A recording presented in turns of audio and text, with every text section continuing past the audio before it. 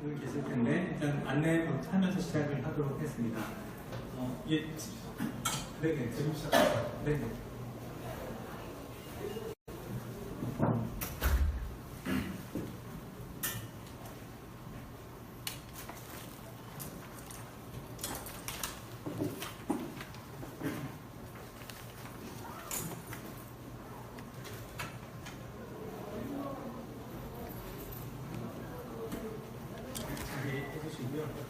오늘은 제로 레이팅이 과연 통신비 인하에 대안인가라는 주제로 세션을 마련해 보았고 관련 분야의 가장 최고 전문가분들을 모시고 오늘 이야기 좀 나눠보려고 합니다.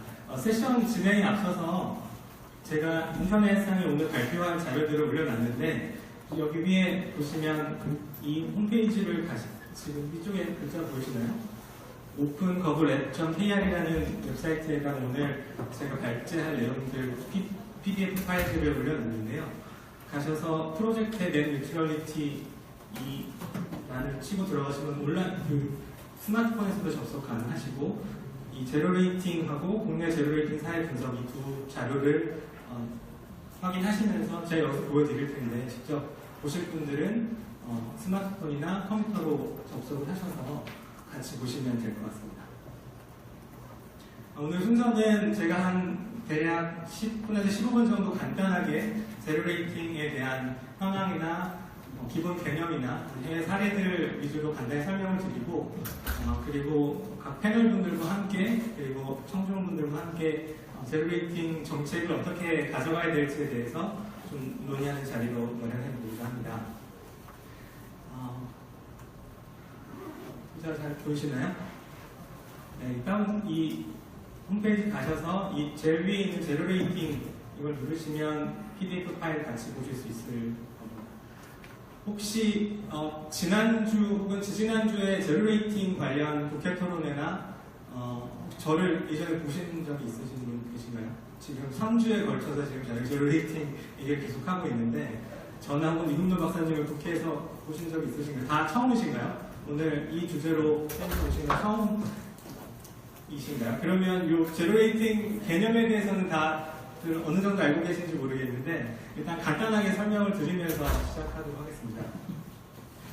한마디로 말씀드리면 제로 레이팅이라는 거는 통신 사업자와 콘텐츠 또는 인터넷 사업자가 이렇게 콘텐츠 사용 혹은 인터넷 웹사이트 접속에 들어간 데이터 비용을 받지 않거나 혹은 데이터 비용을 할인해주는 형태로 계약을 체결을 해서 서비스를 제공하는 건데요.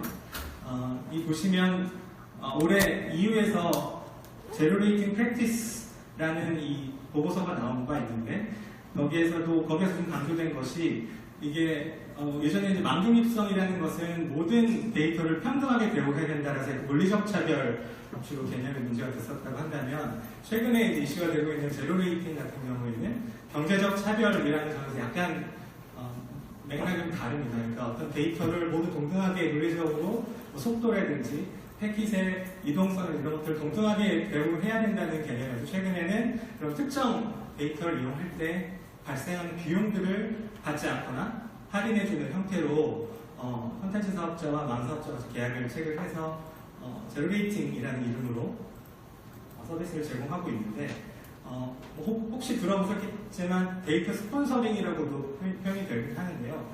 이 정의에 대해서는 이따가 패널분들을 모시고 다시 한번 말씀을 나누겠지만 좀 와닿지 않는 부분이 있는 거죠, 분명히.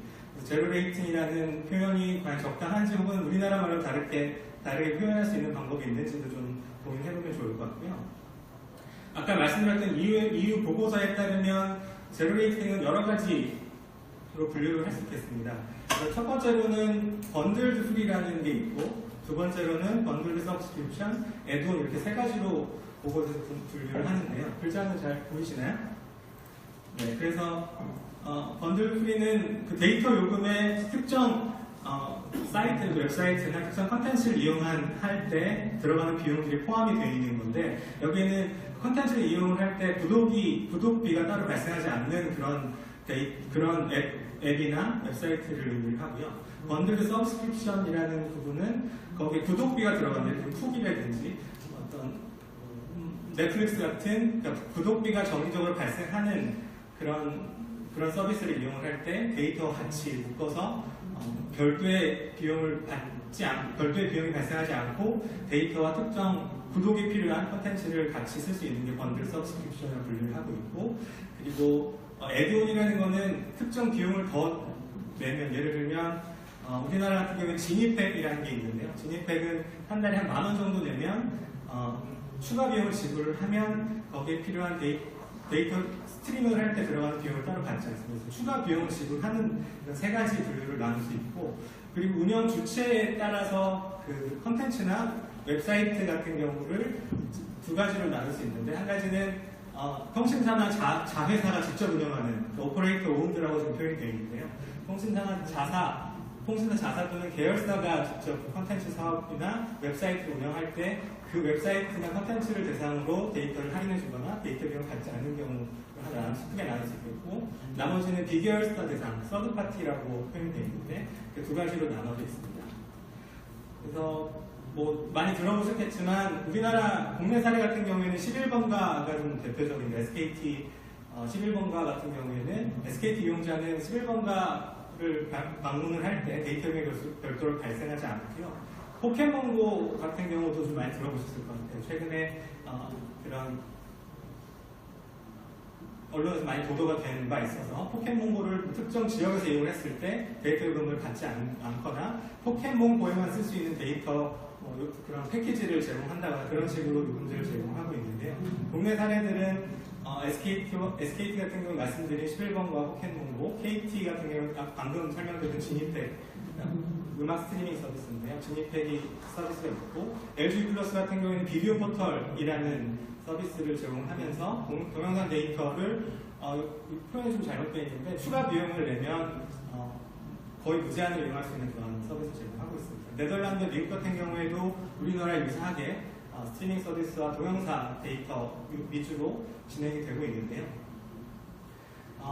뭐 다들 아시겠지만 혜택과 우려를 설명을 드리면, 데이터 스폰서 혹은 제로레이팅으로 표현되는 이런 서비스를 이용하면 이용자 같은 경우에는 비용이 데이터를 사용할 때 들어가는 비용이 조금 적게 나오는 게 있어서 그런 경제적 이익이 있을 수 있는데, 여러 가지 우려가 제시되고 있고, 시민사회 단체에서도 이런 부분을 좀 지적을 현재 하고 있고, 많이 좀 관심을 가져야 될 부분이 있는데요.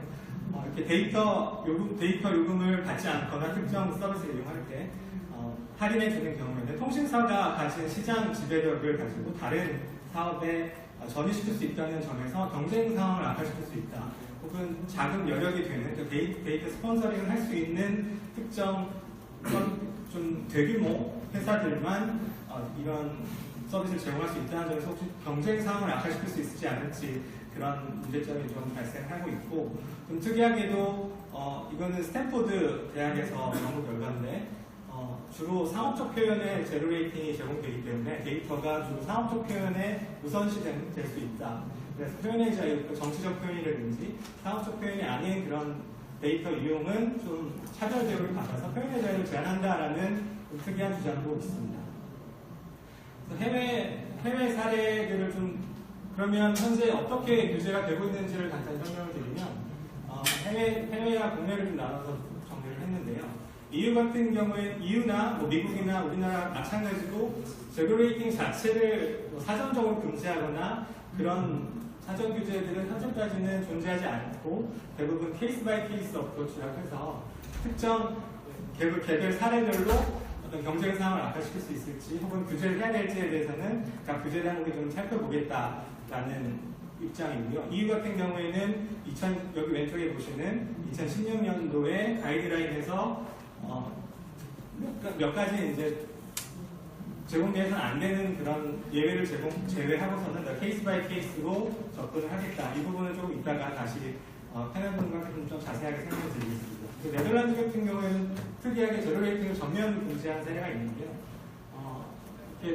네덜란드 외에는 대부분의 국가들은 케이스 바이 케이스로 접근하겠다는 점이 있고, 미국 같은 경우에도 특별히 제로 레이팅 관련 직접적인 규제는 없지만 아래쪽에 보시는 것처럼 FCC가 AT&T의 제로 레이팅 서비스에 대해서 우려를 표명하는 서한을 보내는 바 있습니다. 이 홈페이지에 방문하셔서 이 PDF를 보시면 제가 관련 링크들을 다 링크를 해놨기 때문에 좀 더 자세한 내용이 필요하신 분들은 방문을 하셔서 확인하시면 될 것 같고요. 그러면 국내는 어떻게 되는지 설명을 드리면 제로 레이팅 관련된 그런 정책 논의가 이슈가 된 것은 최근이고요. 과거에는 주로 최초에 말씀드린 물리적 차별 관련해서 2011년도에 망조증상 가이드라인이라는 규제가 그 가이드라인이 있었고요. 그 2013년도에 이어서 트래픽 관리 가이드라인을 발표가 됐는데 물리적 차별에 대해서는 얘기가 있었지만 경제적 차별에 대해서는 특별한 명시적 규정이 없다고 다른 나라의 규제와 마찬가지로 케이스 바이 케이스 형태로 접근을 하겠다라고 이해를 하시면 될 것 같고요.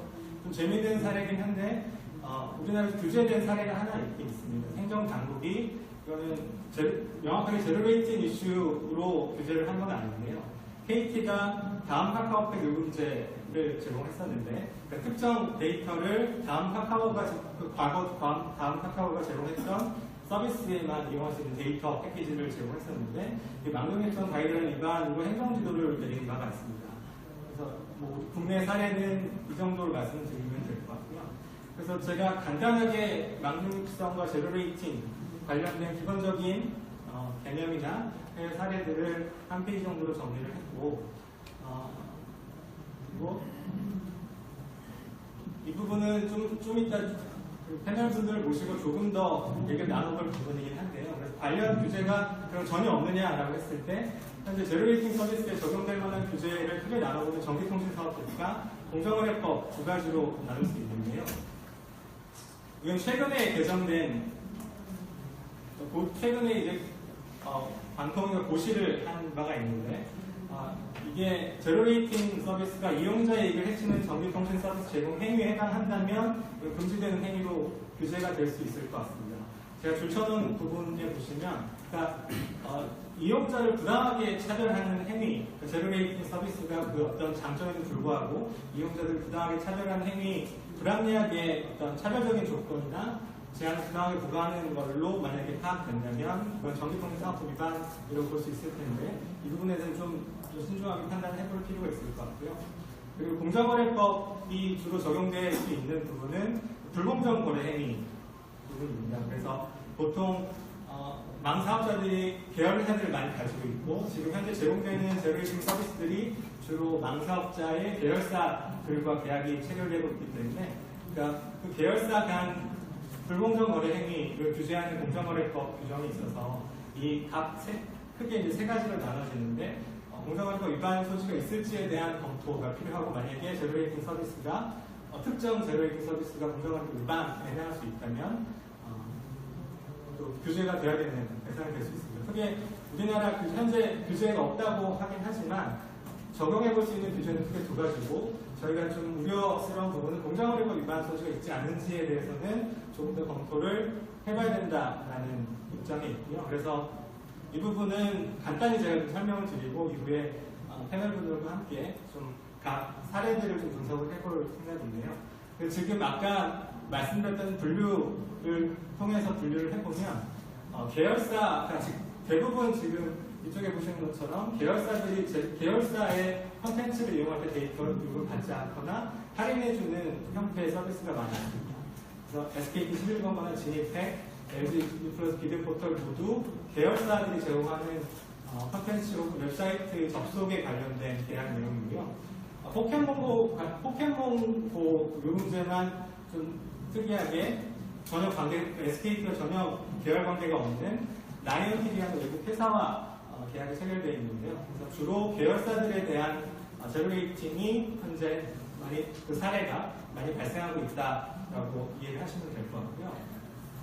이 부분은 그래서 어떻게 근데 사기업 간의 계약이기 때문에 계약 내용들을 저희가 자세하게 알 수가 없어서 그러면 이들 간에 어떤 계약을 가지고 있는지에 대해서 조금 제가 찾아봤는데 공정거래법에 따라서 대규모 기업 집단 현황 공시라는 제도가 있고 그래서 SKT나 KT나 LG 플러스 같은 경우 대규모 기업 집단에 해당해서 이런 공시 의무 대상이고 상장 회사들 계열사들 상장 회사들과의 어떤 용역 계약을 체결하고 있는지를 공개하도록 되어 있습니다. 그래서 11번가와 지니팩 그리고 비디오 포털 관련된 자료들이 좀 제가 찾아볼 수 있는 또 공개되어 있는 자료를 찾아봤는데 현재 아까 말씀드렸던 그 11번가에서 데이터 이용을 무료로 하고 있는 그러니까 11번가는 SK 플래닛이라는 회사가 제공하고 있는데요. SKT의 자회사 계열사입니다. 그래서 SK 플래닛 그 공시 내용을 보면 SK 플래닛이 SKT의 데이터 판매 수익으로 80억 정도 한 분기당 지금 80억 이게 정확하게 데이터 요금 할인된 데이터 요금하고 받지 않은 데이터 요금에 해당하는 수익인지는 명확하진 않아요. 근데 세부적인 내용이 발표되어 있지 않기 때문에 저희가 추측하기로는 지금 개정 과목은 데이터 판매 수익이라고 되어 있는데 약 한 분기당 80억 정도 데이터 비용을 SK 플래닛이 SK 이용자 대신에 내주고 있다라고 추측해 볼 수 있겠습니다. 그러니까 이거는 정확한 자료는 아니기 때문에 조금 더 이게 실제로 데이터 할인 금액 혹은 데이터를 데이터용을 받지 않고 발생하는 부분인지에 대해서 좀 추가 조사가 필요해서 정확하다고 말씀드릴 수는 없겠지만 저희가 예측해 볼 수 있는 그런 자료를 활용해 볼 수 있을 것 같아요. 그리고 두 번째로는 KT와 지니뮤직의 관계인데요. 좀 이 부분은 좀 특이한데 아까 말씀드렸듯이 월 9,600원을 내면 스트리밍 서비스와 데이터를 무료로 사용할 수 있는데 특이하게도 그렇게 되면 할인된 데이터 요금이나 받지 않은 데이터 요금은 지니뮤직이 KT에게 돈을 줘야 되잖아요. 근데 보면은 데이터 판매 수익 관련 자료가 아직 공시사항이 없습니다. 제가 못 찾을 수도 있는데 제가 찾아본 바로는 SK 사례와 다르게 지니뮤직에서 할인된 데이터 값은 관련된 자료가 없어요. 그래서 그게 좀 SKT와 좀 다르다고 보시면 될 것 같고요. 반대로 KT가 지니뮤직의 음원 콘텐츠 비용으로 95억 원을 제공한 것은 지금 공시사항에 나와 있습니다.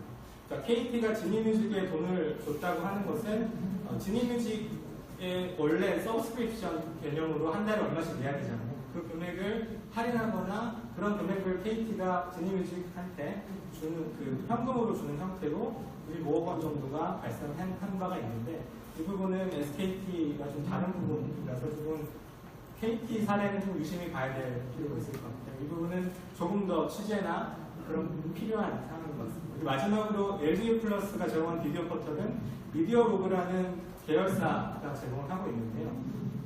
KT 사례와 마찬가지로 미디어로그 같은 경우에는 금액이 좀 크죠. 데이터 지금 아까는 80억 수준이었으니까 그 SK 플래닛 11번가 같은 경우에는 쇼핑몰 이용할 때는 그 데이터가 많이 발생하지 않잖아요. 그래서 SK 플래닛 제공하는 11번가를 이용할 때 할인 이용자들이 내야 되는 데이터는 그렇게 많지 않다고 본다면 반대로 U+ 같은 경우에는 비디오 포털이 제공하는 서비스는 주로 비디오 스트리밍 서비스이기 때문에 제가 분석한 게 맞다면 미디어로그가 LG+에 제공하는 비용은 지금 165억 정도 발생을 하고 있습니다. 굉장히 큰 금액인데 이 통신 서비스 이용료 명목으로 자회사가 모회사한테 165억 원 정도 비용 현금으로 지급하고 있어요. 그래서 이거는 이용자가 원래 냈어야 하는 데이터 요금을 미디어로그라는 자회사가 대신 내주는 형태로 이해를 하고 있는데 이 통신서비스 이용료가 정확하게 어떤 것을 의미하는지 그리고 위에 말씀드렸던 데이터 판매 수익이 정확히 어떤 것들을 의미하는지는 조금 더 지금 공개된 수준으로는 자세한 내용은 알 수 없지만 지금 제공하고 있는 제로레이팅 요금제랑 비추어 봤을 때 제가 추측하기로는 이런 형태로 데이터 할인액이나 데이터 요금을 받지 않는 면제 금액을 자회사가 모회사에 대신 내주는 형태로 지금 계약이 체결되어 있다라고 유추해 볼 수 있겠습니다. 그래서 이 각 행위들이 실제로 공정거래법 위반 소지는 없는지 아까 말씀드렸던 이 세 가지 공정거래법 불공정거래 행위에 해당하지 않는지에 대해서는 조금 더 면밀한 검토가 필요한 상황이고요. 그래서 제로레이팅 관련된 최근의 논의를 좀 살펴보면 통신사들은 이용자들의 통신 비용을 아껴줄 수 있는 그런 좋은 정책이라고 주로 얘기를 하고 계신데 반대로 생각을 해보면 단기적으로는 그런 효과가 있을 수 있겠지만 특히 계열사의 관계에서 공정거래법 위반 소지가 없지는 않은지에 대해서 좀 면밀한 검토가 필요하다라는 게 저희 단체의 입장이고 거기에 대해서는 보도자료 등으로 많이 발표한 바가 있으니까 참고를 해주시면 될 것 같고요. 그러면 현재 지금까지는 간단하게 제 발제를 마치도록 하고 이후에는 이제 패널분들과 함께 제로 웨이팅에 대해서 조금 더 각 주제별로 좀 자세히 얘기를 나눠보는 시간 갖도록 하겠습니다. 그러면 또 패널분들 앞으로 나와주시고 이상 제 발제를 마치겠습니다.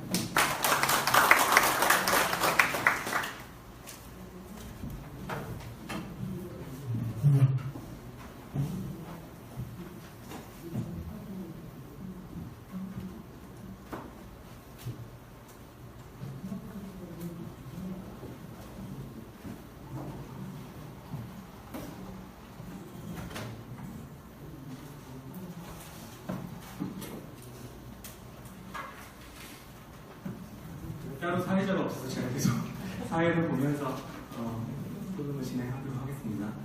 한 분을 더 모셨어야 되는데 네. 그러면 일단 오늘 패널 오신 분들 소개를 먼저 드리겠습니다. 한 분씩 제가 소개를 드릴 텐데요.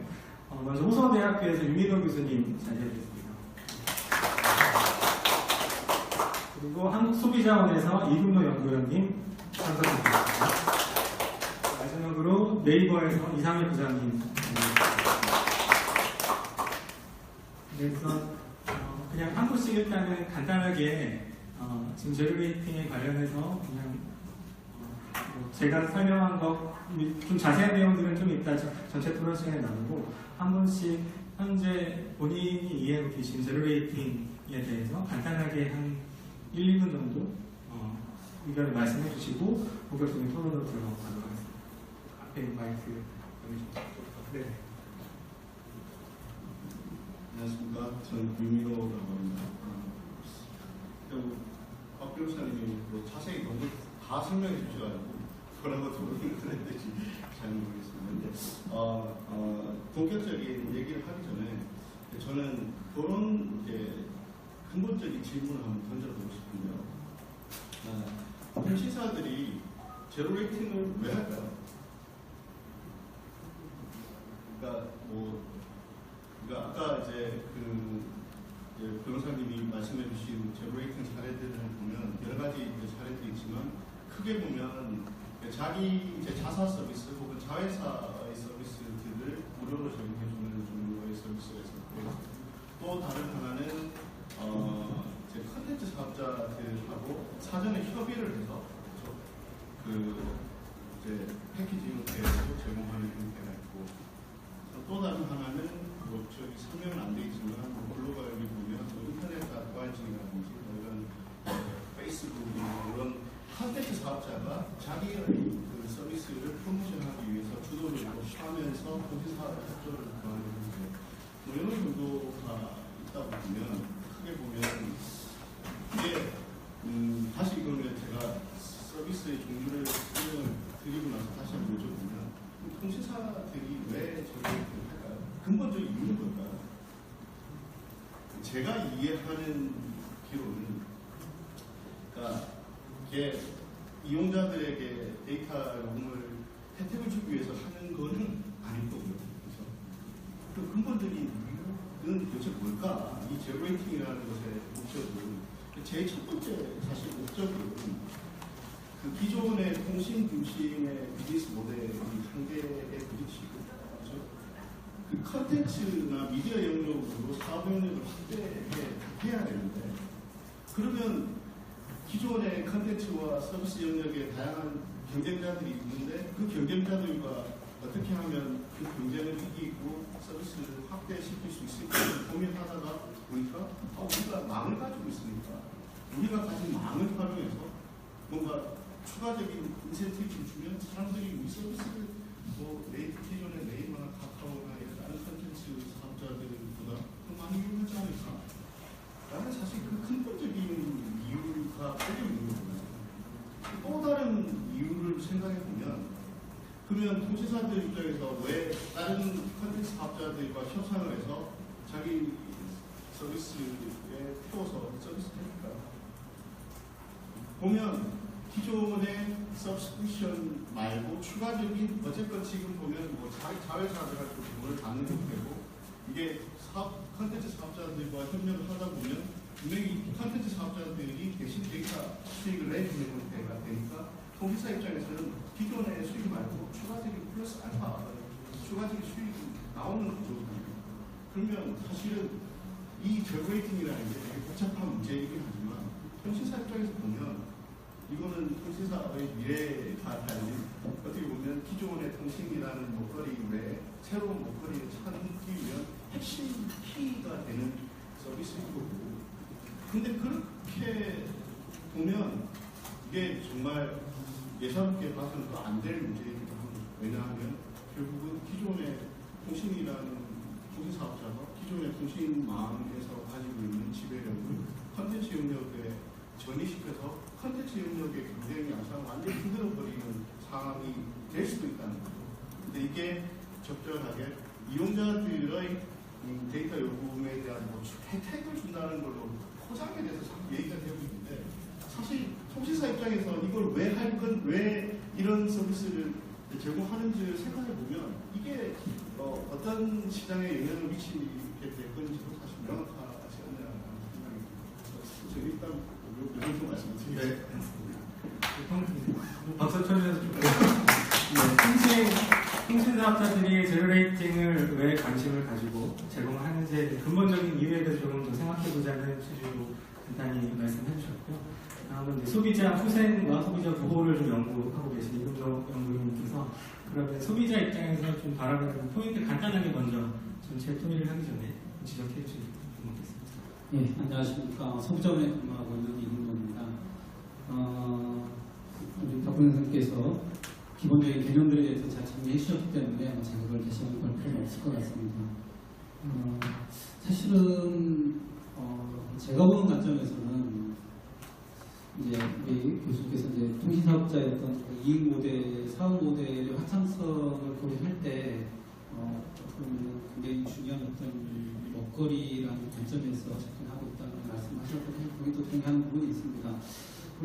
그러면은 콘텐츠를 제공하는 사업자들 입장에서는 사실 다르냐? 전 다르지는 않다고 봅니다. 어차피 통신사업자들은 콘텐츠 제공을 하는 사업자들은 이 망을 통해서 수익을 내고 또 그걸 또 이용해야 되는 어떤 사업자들 입장에서는 가장 중요한 것은 수익을 내는 사업부들을 어떻게 만들어갈 거냐는 어떤 그런 논의에서 출발한다고 생각합니다. 근데 그 논의의 관점에서 이제 그것들을 겉으로 표면에 잘 드러나고 있지 않지만 그 내면에서 그 주장을 좀 더 타당하게 하기 위해서 소비자의 어떤 이용성, 소비자 후생 이런 얘기들을 사실 많이 갖다 붙이고 있습니다. 예를 들면은 아까 발표자께서 말씀하신 EU 보고서에서 보면은 제로레이팅을 긍정적으로 보는 입장에서는 콘텐츠에 대한 어떤 사용 가능성, 소비자의 이용성, 이용 접근성을 가능하게 해주는 측면이 있고, 또 ASP 사업자가 어떤 다양한 제품 차별성을 가져갈 수도 있고, 또 다른 측면에서는 콘텐츠 사업자들도 자기 나름대로의 어떤 제로레이팅 서비스를 활용해가지고 또 확장성을 가져나갈 수 있고, 또 소비자들이 일부 또 소비자들은 가격 차별을 통해서 이익을 받을 수 있다, 이런 어떤 긍정적인 측면들을 분명히 얘기를 하고 있거든요. 또 다른 측면으로는 발표자께서 말씀하셨지만 여러 가지 경쟁적인 경제법적인 어떤 이슈들을 만들어야 될 가능성들이 분명히 있습니다. 장기적으로 물론 이 실정법 자체를 공정거래법의 실정법 자체를 위반할 소지들이 분명히 있고, 그다음에 이런 어떤 구조로 나갔을 때 과연 이것이 소비자들의 후생에 장기적으로 이익이 될 것인가 하는 부분에서는 우리가 많은 어떤 경쟁 사건들을 봤을 때 물론 사업 영역은 분명히 다르긴 하지만은 전개되는 어떤 상황들은 양상들에 있어서는 사실 비슷한 사례들을 우리가 많이 봤기 때문에 과연 거기에서 크게 벗어나지 않을 것이다라는 그런 측면으로도 접근하는 측면들이 있습니다. 이유가 어떻든 간에 이 이슈를 바라보는 근본적인 어떤 그 충돌은 그게 여러 가지 관점을 볼 수 있지만 결국에는 사업자들의 어떤 그런 그 새로운 방법을 통해서 이익을 실현하는 과정 속에서 부딪힘이라고 저는 그렇게 판단이 되고, 과연 거기서 그러면 소비자라는 어떤 입장들 봤을 때 이 이슈를 어떻게 바라볼지는 조금 좀 다른 관점에서 봐야 된다는 그런 생각을 좀 가지고 있습니다. 이상입니다. 소비자 관련해서 어떤 지역을 바라봐야 되는지 간단히 코멘트를 해주셨고, 마지막으로 네이버 이상기자께서 간단하게. 안녕하세요. 저 네이버 이상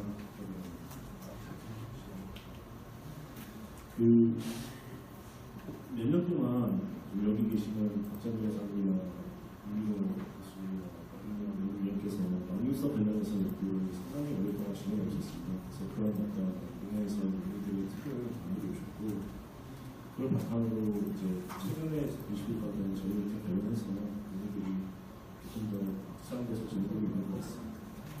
기본적으로 어떤 이제 왕유사 원칙 부분에 있어서 어떤 차별이나 그런 차별 없이 서비스를 사용해 선보이고 이제 경쟁들이 계속 지속적으로 이루어지는 부분들이 보장되어야 하는 부분들은 맞다고 보여집니다.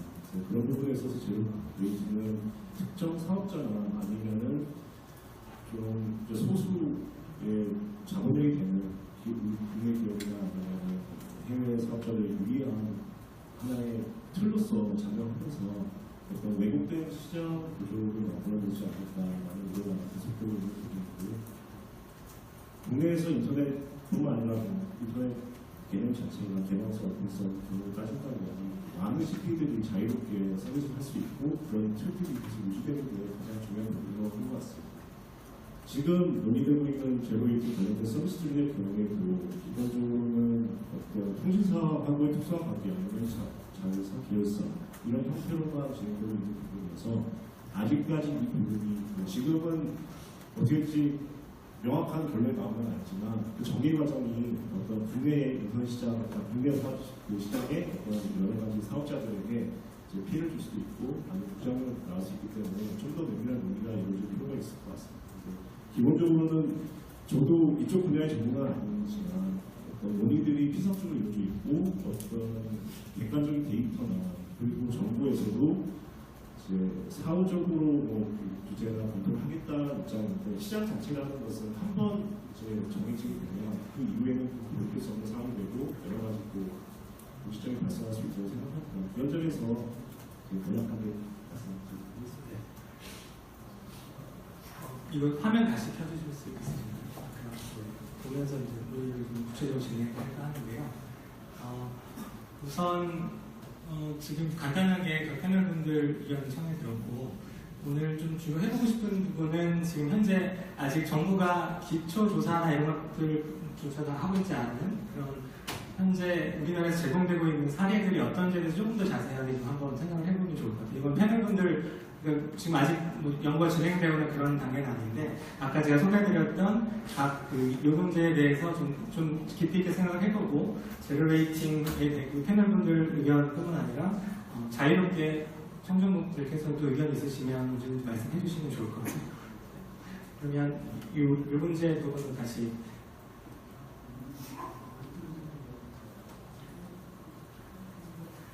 네, 지금 아까 설명드렸던 이 세 가지 요금 문제를 가지고 좀 같이 토의를 해보는 시간을 주로 갖고요. 그리고 나머지 시간은 해외 사례, 좀 시간이 남는다면 해외 사례는 해외 규제에 비춰봤을 때 우리나라 앞으로 망중성 규제 방향이나 망중객성 정책이 어떤 방향으로 가야 될지 그렇게 진행을 크게 두 가지로 해볼 생각인데요. 우선은 또 제가 다시 일어나서 설명하게 돼서 좀 모양이 이상하긴 한데 좀 양해를 해주시고 이 요금제, 이 세 가지 요금제를 크게 좀 주의 깊게 살펴보시면 좀 각각의 특성이 있습니다. 첫 번째 요금제는 아까 모델 잠깐 설명을 드렸는데 SKT가 SK 플래닛에 제공하는 11번가를 이용할 때 발생하는 데이터 비용을 전혀 받지 않은 요금제가 첫 번째고요. 다시 설명을 드리면 KT가 지니뮤직과 같이 제공하는 서비스는 월 9,600원에 스트리밍 서비스와 월 구독료를 같이 무료 스트리밍 서비스에 소요되는 데이터 요금을 무료로 쓸 수 있고 구독료까지 포함된 가격입니다. 마지막으로는 LG 플러스가 미디어로그 비디오 포털 같은 경우에는 이게 무제한으로 동영상을 이용할 수 없어서 보시면 3시간 동안 데이터를 비디오 컨텐츠를 이용할 때 1,100원을 받고 있고요. 24시간 동안 끊이지 않고 계속 봐도 2,750원만 가격을 해도 할인된 데이터 가격입니다. 그리고 마지막으로는 건당으로 하면 굉장히 건당 긴 컨텐츠가 있을 수 있잖아요. 그래서 건당 했을 때 데이터 요금을 1,100원만 내면 LG 플러스 이용자들은 미디어로그가 제공하는 비디오 포털에 있는 콘텐츠들을 데이터 요금, 이 정도의 데이터 요금만 지불을 하고 이용할 수 있게 되는데요. 그래서 뭐 간단하게 조금 더 설명을 드리면 SKT, KT, LG 플러스 이 세 가지 아래로 갈수록 조금 더 데이터를 많이 소비하는 콘텐츠라는 것을 알 수 있을 것 같아요. 아까 모두에 설명드렸듯이 데이터 판매 수익과 통신 서비스 이용료 차이가 SKT 사례와 LG 플러스 사례가 굉장히 크게 나고 있는데 거의 2배 가까운 차이가 나는데 이거는 제가 추측하기로는 그 11번가 같은 온라인 쇼핑몰 같은 경우에는 그렇게 데이터 요금이 많이 발생하지 않을 거라고 쉽게 추측이 가능하시죠. 그리고 맞은데 그걸 비춰봤을 때 LG 플러스 같은 경우에는 비디오 요금, 비디오를 시청할 수 있는 스트리밍 요금제이기 때문에 거기에 들어가는 데이터는 훨씬 더 많다고 추측을 쉽게 해볼 수 있겠습니다. 그래서 이 제가 파악하는 게 정확하다면 이런 컨텐츠나 웹사이트가 어떤 성격을 가지고 있는 데이터를 많이 소비하는 성격인지 그렇지 않은지에 따라서 좀 구분을 해볼 수 있지 않을까 생각이 들고요. 그리고 혹시 패널분들께서는 그러면 이런 데이터를 집중적으로 이용하는 서비스, 예를 들면 동영상이라든지 아니면 그런 서비스와 SK 플래닛이 SKT와 함께 제공하고 있는 그런 좀 데이터를 많이 소비하고 있지 않은 그런 제로레이트가 좀 다르게 어떻게 생각하시면 다르게 평가를 해볼 필요가 있을지, 그리고 각각이 경쟁 상황에 미쳤을 영향이 조금 더 각 분야로 좀 다를 것 같은데, 그러니까 데이터를 많이 소비하는 콘텐츠와 웹사이트와 그렇지 않은 콘텐츠와 웹사이트에 해당하는 제로레이트를 좀 다르게 비춰볼 수 있는, 좀 다르게 봐야 되는 점은 없는지 의견 있으시면 좀 설명을, 의견을 주시면 좋을 것 같습니다. 이 선생님께서 좀 연구를 좀 많으시는, 사실은 현재 저 서비스 자체를 저게 문제가 있다, 어떤 게 문제가 더 크다라는 것들을 평가하는 게 사실 쉬운 문제는 아닌 것 같습니다. 어떻게 뭐 지금 경기도 법제를 갖고 지금 위반인지 아닌지를 판단하는 어떤 그런 선례가 있는 것도 아니고, 근데 이제 그런 측면이 있는 것 같습니다. 직접적으로 어떤 자사에 대해서 자사 관계사에 대한 어떤 특정 서비스를 보류를 해준 어떤 그런 측면들과, 그다음에 이용자들의 어떤 그런 뭐라고 할까요, 차별업, 그 특정 서비스를 가입한 이용자들에게 일정 부분의 기본적인 금액을 비용을 받고 거기에 대해서 추가적으로 소요된 어떤 것들의 좀 차별적인 어떤 데이터 요금을 부여하는 것은 좀 차이가 있지 않나 그런 생각이 들고, 그래서 그 밑으로 내려올수록 어떻게 보면 기본료 개념들이 들어가 있거든요. 그래서 그것과 완전히 전혀 그 데이터 요금을 부여하지 않는 어떤 그런 측면들은 조금은 좀 구별해서 봐야 되지 않나 그런 생각을 좀 가지고 있습니다. 그 산업적인 측면에서 봤을 때 콘텐츠 산업 특성에 비춰봤을 때도 영역별로 좀 다르게 봐야 될 부분이 있는지, 아니면 지금 이 세 가지 사례에 대해서 특별히 좀 의견이 있으신지 여쭤보겠습니다. 기본적으로 저는 그러니까 제로레이팅이라는 건 데이터 소요가 많은 서비스들을 중심으로 지금도 이제 글로벌 사례들 보면 주로 이제 비디오 서비스라든지 음악 스트리밍 서비스라든지 사실 그런 중심으로 얘기가 되고 있고, 당연히 제로레이팅은 주도 사실 그런 쪽이라고 생각을 하고 있고, 아마 그 SKT에서 11번가를 하는 건 뭐 아주 어떻게 보면 예외적인 케이스라고 봐야 되지 않나라는 생각을 듭니다. 저는 사실 이제 다시 요 얘기, 딴 얘기 조금만 드리고 싶은데, 이게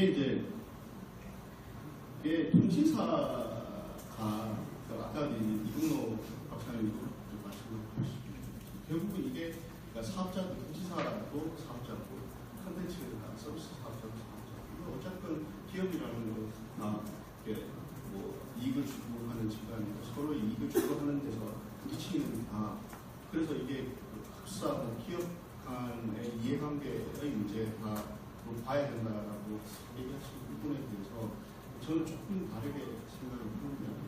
그러니까 이게 만약에 그렇다면, 그러니까 이게 통신사들이 얘기하는 것도 그런 거 비슷한 거예요. 이게 대기업들이 기존에 자기 서비스들 하기 위해서 뭐 다른 사업자들하고 제휴해가지고 이용자들한테 혜택도 주고 하지 않느냐, 제브레이팅도 그런 거의 일종이라고 봐야 되지 않느냐라고 사실은 하고 있는 포인트 중에도 이게 들어있거든요. 근데 저는 다르게 통신산업과 기존의 컨텐츠 서비스 산업은 근본적으로 이 뿌리가 다른 산업입니다. 그러니까 통신산업은 그러니까 나라에서 주파수라는 제한적인 자원을 일부 사업자들한테 허가해서 주면서 너희들 그러면서 몇 개 사업자로 딱 경쟁이 묶여있는 산업인 거죠. 근데 컨텐츠 영역은 그렇지 않거든요. 그리고 만약에 이 똑같은 상황에서 생각해보면 일반적인 다른 대기업들이 다른 회사를 제작하고 제휴를 해서 어떤 서비스를 만들어서 이용자들한테 제공한다고 하면 얼마큼 많은 프로모션도 하고 사람들 찾아가서 내가 이런 서비스 만들었으니까 이용해보세요라고 해야 되고, 사실 그게 만든다고 되는 거 아니거든요. 근데 통신산업은 원래부터 굉장히 없는 산업이에요. 구조 자체가.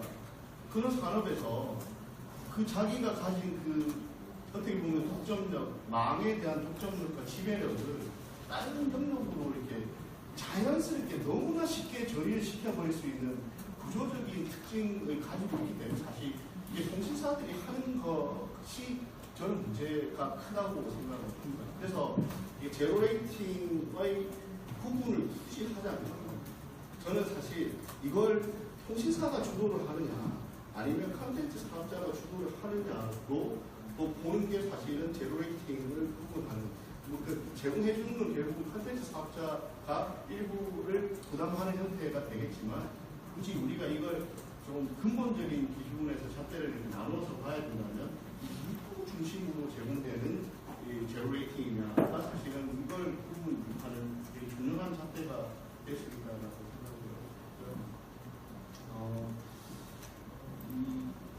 제 그런 거죠.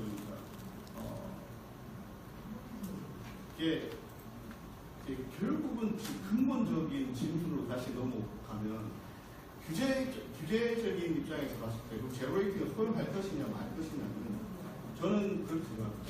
통신사를 얼마큼 우리나라 규제 당국에서 중요하게 생각하고 통신 서비스를 통신사들을 얼마큼 앞으로 더 잘 먹고 잘 살게 만들어줄 것이냐에 대한 가치 판단의 문제라고 생각합니다.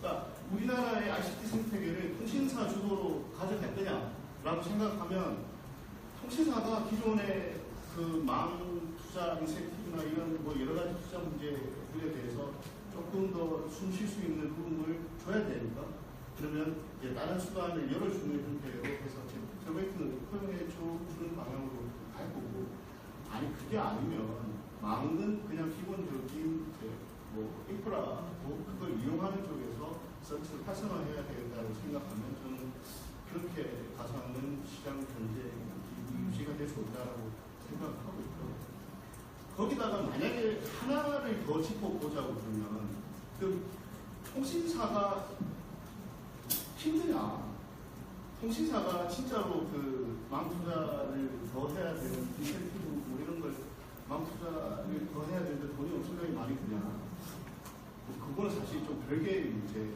같아요. 그러니까 이게 재밌는 비유로 저는 얼마 전에 신문에서 봤는데, 혹시 여러분들 중에 삼겹살하고 오겹살하고 두 개가 있죠. 어느 게 비싸요? 식당 가서 먹으면 삼겹살. 오겹살이 비싸잖아요. 오겹살이 비싸요. 가서 먹으면 아마 제주 오겹살 해가지고 아마 삼겹살은 8,000원 정도 하면 오겹살은 11,000원쯤 할 거예요. 근데 되게 재밌는 기사를 봤는데 원가는 어느 게 더 비쌀 것 같아요?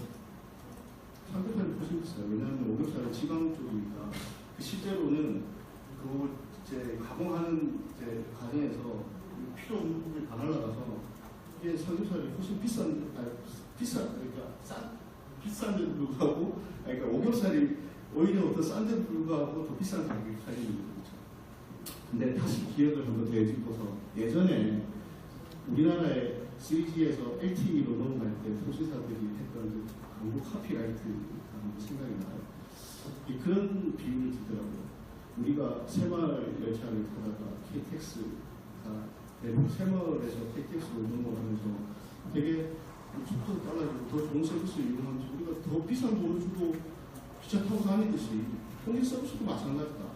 그 3G망이라는 느린 망을 이용하다가 LTE라는 빠른 망을 이용하니까 더 비싼 요금을 내야 된다고 광고를 실제로 우리 대부분이 그렇게 생각하고 있죠. 다시 한번 질문을 드리겠습니다. LTE를 까는 게 돈이 더 많이 들까요? 아니면 3G망을 까는 게 돈이 더 많이 들까요? 힌트를 드렸잖아요. 삼겹살. 사실은 그거는 약간 우리를 착각하게 만드는 요소들이 있어요. 그러니까 통신망에 들어가는 통신 장비 같은 그런 장비 가격은 계속해서 떨어지고 있고 실제로 제가 그걸 그래서 저는 이제 어디 갈 때마다 망 투자비 투명하게 공개해라 요구를 하는데 공개를 안 하는지 못하는지 모르겠지만 저는 아마도 이게 통신사들의 망 투자 비용을 까놓고 보면 실제로 우리가 생각하는 만큼 심각하지 않습니다. 예전만큼만 투자해도 친구분이 지금 늘어나는 트래픽들 다 커버하고 또 남을 수도 있다고 생각하고 있고요. 근데 그런 차원에서 보면 결국 제로 레이팅이라는 것도 통신사들 입장에서는 한쪽에서는 죽는 소리 하는 거고 제가 너무 표현을 가격하게 하는 거고 통신사 시장을 하는데 죽는 소리 하는 거 힘들다. 우리 다른 돌파가 필요하다고 계속 얘기하면서 그쪽에서는 이제 어떻게 보면 통신 외에 다른 영역으로 뭔가 계속 공모하는 일종의 진짜 미래를 위한 전략적인 포인트로 활용하는 거지 이것에 대해서 근본적으로 근데 답은 없어요. 사실은 어느 게 정답인지를 모르겠는데 근데 저는 정책을 결정하는 사람들이 가치 판단에 의해서 이건 결정이 될 문제고 근데 그 가치 판단에 의해서는 분명히 통신산업과 기존의 컨텐츠 산업의 속성은 근본적으로 다르다는 것에 대한 이해 그리고 어느 산업을 더 무게를 앞으로 우리의 미래를 줄 거냐에 대한 그 문제가 조금 근본적인 문제를 좀 지적을 해주셨는데 그러면 요거는 제가 지난주에 혹시 국회 토론에 오셨던 분들은 그걸 기억을 하실 텐데 시간이 없어서 자세히 설명을 못 드렸는데 그 통신사가 일종의 데이터를 이용해서 스폰서를 제공하는 거잖아요. 그러니까 지금 보면 자동차 같은 경우에도 차량 구입할 때 주유권이나 이런 명품 선글라스들을 주는 것처럼 통신사들도 데이터를 일종의 이런 상업품처럼 제공해도 뭐 지금 스마트 코리아가 차량 구입을 할 때 100만 원을 주든 1000만 원 주든 별 규제를 하고 있진 않잖아요. 그런 개념과 그러면 통신사가 데이터 이용 조건에 대한 어떤 할인이나 그런 비용을 아예 받지 않는 그런 식으로 이런 스폰서링을 하는 것이 근본적으로 같지 않다라는 지적을 좀 해주시는 것 같아요. 그래서 그걸 기간망이라고 표현도 되고 주파수를 이용한 일종의 공공재로 표현이 되기 때문에 그 데이터 이용에 관한 부분은 제가 그때 말씀드렸듯이 일종의 도로공사 도로와 좀 비유를 하면 될 텐데 그러니까 도로를 깔고 도로 이용 조건 같은 경우는 도로공사나 아니면 도로 관리 주체가 마음대로 할 수 있는 건 아니고 그 공공재 영역이기 때문에 사실 합의에 의해서 그 이용 방식이라든지 그런 것들을 결정해야 되지 뭐 그때는 제가 지난주 설명드린 도로공사가 마음대로 그 이용 조건을 정하거나 하면 도로공사 직접 차를 예를 들면 자동차를 제공을 했을 때 도로공사 고속도로 이용 비용을 받지 않고 할인해주면 예를 들면 고속도로 비용이 굉장히 비싸다고 했을 때 현대자동차에 비해서 훨씬 더 경쟁을 금방 얻을 수 있겠죠. 새로 진출한다고 하더라도 기간망 혹은 공공재적인 성격이 있기 때문에 다른 그런 경품 제공 혹은 상품 제공과는 그 데이터를 이용한 상품 제공 혹은 상품 제공으로 제공되는 데이터 할인이나 데이터 면제는 좀 다른 측면에서 바라봐야 된다라고 지적을 해주신 것 같아요. 이 부분에 대해서는 이 비유가 정확한지는 모르겠지만 좀 이해를 하시는 데 도움이 됐으면 좋을 것 같고 마지막으로 이상혁 부장님께서도 만약 요 지금 사례에 대해서 좀 하실 말씀 있으시면 해주시고, 아니면 그 없으시면 해외 사례로 좀 넘어가도록 하겠습니다. 특별히 앞에서 다 얘기가 나온 것 같아요.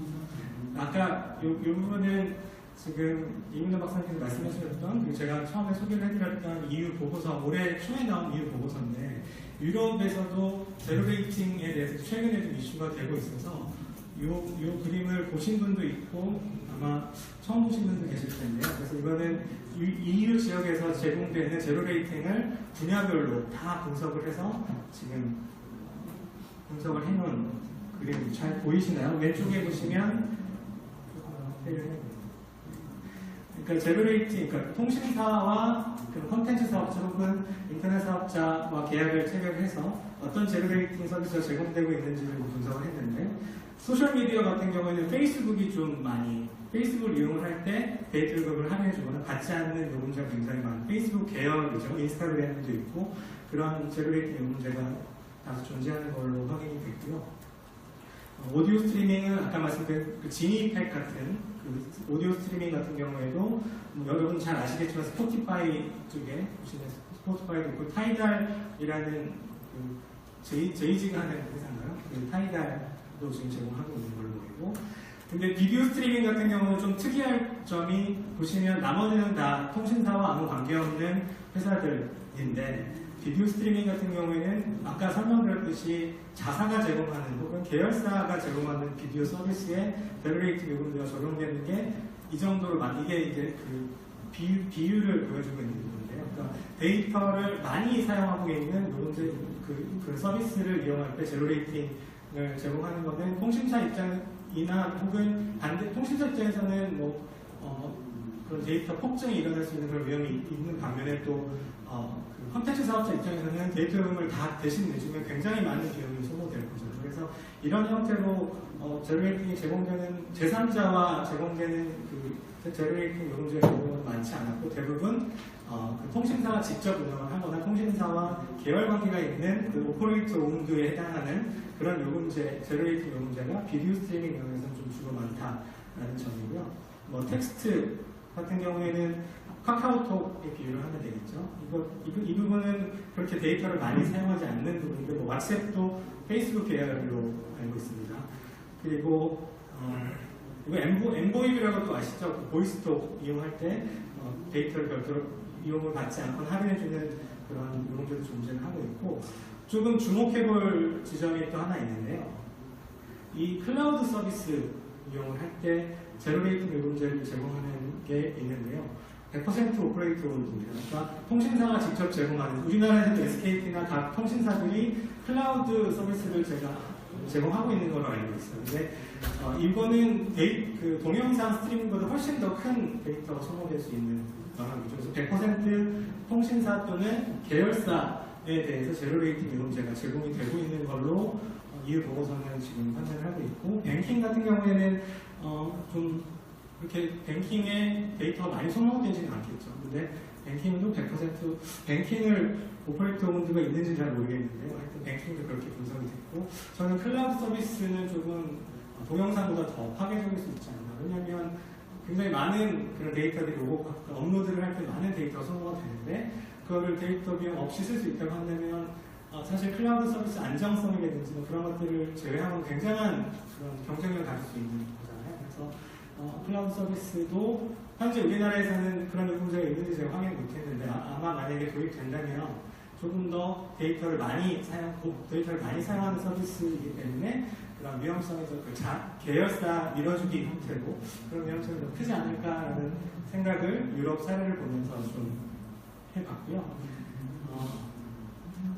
그래서 너무 그 해외 사례를 좀 더 얘기를 하기 전에, 그러면 우리나라 지금 우리나라에서 제공되고 있는 요금제가 공정거래법 위반 소지가 있는지, 그러니까 지금처럼 이렇게 제공되는 주로 계열사 대상으로 하는 요금제들이 공정거래법 위반 소지는 없는지를 조금 생각을 해보면, 그러니까 계열회사를, 이거는 조금 더 법적인 부분이 많이 들어갈 부분이 있는데, 예를 들면 계열사와 비계열사들을 동등하게 제로레이팅 요금제를 모두 서비스를 이용하게 해준다, 그런 계약을 체결한다고 한다면 문제가 없지 않느냐라고 하는 게 이제 통신사들의 얘기를 예를 들면 11번가도 데이터를 요구받지 않으면 그럼 같은 조건으로 뭐 G마켓이라든지 옵션이라든지 다른 그 계열사가 아닌 회사와 제로레이팅 계열 동등한 조건으로 제공만 해주면 차별은 아니지 않느냐라는 지적이 있어서 그럼 현재는 11번가 외에는 다른 SKT 같은 경우는 다른 회사와 어떤 제로레이팅이 있는 그 온라인 쇼핑몰 그런 계약이 있는 걸로는 제가 확인을 못했는데요. 그래서 그 차별이 만약에 있다면 계열 회사를 위한 차별, 그러니까 정당한 이유 없이 거래 조건의 거래 내용을 현저하게 유리하거나 불리하게 하는 행위. 그러니까 데이터 요금을 더 많이 깎아준다는 거. 예를 들면 11번가는 더 많이 깎아주고 뭐 G마켓이나 옵션은 좀 덜 깎아준다고 하는 게 정말 현저하게 차이가 나는 경우라면 공감을 요구하는 소식이 있을 것 같아요. 근데 그건 이제 11번과 같이 온라인 쇼핑몰은 그 데이터 소모가 크지 않기 때문에 조금 그 경쟁에 미치는 영향이 좀 적을 수 있지만 방금 말씀드렸듯이 비디오 스트리밍이나 혹은 클라우드 서비스를 얘기를 한다면 그 조건이 조금 아주 미묘하게 차이가 난다고 하더라도 경쟁력 차원에서 많은 차이가 있을 수 있다고 봐요. 그래서 지금 이런 부분에 대해서는 아직 우리나라에서 제대로 당국에 요청을 드리기도 했는데 기본 조사도 아직 안 돼 있는 것 같아요. 저는 제가 그냥 혼자서 인터넷을 뒤져서 지금까지 발견해낸 이 정도인데요. 조금 더 당국에서 이런 좀 판단할 수 있는 기본 조사들이 좀 이루어졌으면 좋겠다라는 생각이 있습니다. 그래서 국내 사례와 해외 사례를 좀 비교를 해봤고 그리고 이제 다음으로 넘어가서 이제 규제를 어떻게 해야 될지에 대한 두 번째 부분으로 넘어가고 오늘 마무리를 할까 하는데요. 그럼 현재까지 지금 저희가 논의한 바를 뭐 참고를 하시든 아니면 원래 생각을 하고 계시든 이 제로 레이팅이라는 게 사전에 규제가 되어야 된다고 생각하시는 분과 그렇지 않은 분이 있을 텐데 혹시 한번 의견을 좀 여쭤봐도 될까요? 혹시 이게 경쟁을 많이 왜곡할 수 있으니까 사전에 좀 규제가 되어야 된다라는 생각을 가지시는 분 혹시 있으시면 손을 다 안 물어봐 주시는 별 의미가 없을 것 같은데 그 현재 상황이 어떤지 한번 어느 정도 규제가 좀 필요하지 않나 이런 계산하시는 분 네, 고맙습니다. 그렇지 않고 이거는 정말 좋은 거다. 이용자 입장에서 보면 저렴하게 어떤 특정 서비스 이용할 수 있는데 문제가 없다. 오히려 소비 형성에 도움이 된다라고 해서 전혀 그냥 오히려 장려해야 되겠다라고 생각하시는 분이시나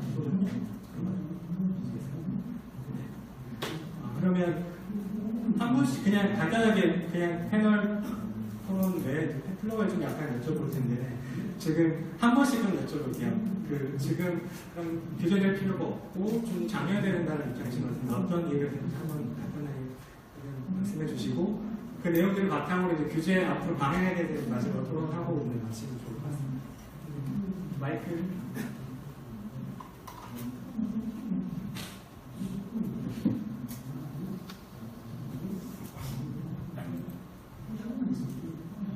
저는 지금 이제 LG 플러스 사용하면서 비디오 포털을 잘 사용하고 있는데요. 이제 그냥 생각을 해보면 단순히 저는 이제 소비자 입장이니까 소비자 입장에서 생각을 해보면은 충분히 가격이 나갈 수 있는 제품을 가지고 제가 그만큼 값싸게 사용할 수 있는 거고 그에 따라서 가격 경쟁이 역으로 이루어질 수 있다고 생각을 해서 저러한 그 제로 레이팅을 통해서 가격을 낮추는 동시에 이제 다른 기업 간의 그 경쟁을 통해서 또 다른 기업들의 가격을 낮추는 이런 연계되는 그런 연쇄 반응이 일어날 수 있다고 생각을 하고 있습니다. 제가 한 가지만 질문을 드려요. 저도 LG에서 이용하는 비디오 포털 진짜로 잘 이용하고 있습니다. 네, 그 LG에서 이용하는 비디오 포털을 만들어 한번 여쭤볼게요. 그게 공짜 아니면 쓰시겠어요? 다른 네이버에서 혹은 그 넷플릭스 이런 데서 제공해주는 그런 비디오 서비스가 만약에 그게 공짜가 아니면 쓰시겠어요? 한번 그냥 그거만 대답해 주시죠. 만약에 그게 데이터 공짜 아니면 그 서비스 쓰시겠어요? 앞으로 나는 이 서비스만 죽을 때까지 쓸 수 있다. 그것도 용납이 되시겠어요? 근데 저라면은 약간 제 생각은 약간 아예 애초에 모든 제품을 사용하지 않는 상황이었어요. 이제 여기 그러니까 다른 제품은 유료이지만 이 제품 무료이기 때문에 이 제품을 선택한 거거든요. 사실 그러니까 이게 이제 그래서 보통의 이용자들 입장에서는 이제 단기적으로는 아까 이제 유리한 게 분명히 맞거든요. 근데 이게 어떤 위험성을 내포하고 있냐면 제가 질문 드린 겁니다. 그러니까 앞으로 이 다른 서비스를 다 죽어버릴 수가 있어요. 그것 때문에. 그래서 이용자들이 최선이라고 생각하지 않는 서비스를 이거 사실 저는 그 U+ 그 비디오 포털 들어가서 보긴 하는데 정말 허접하거든요. 서비스 이 관점에서 보면 이게 무슨 서비스야 이게 그냥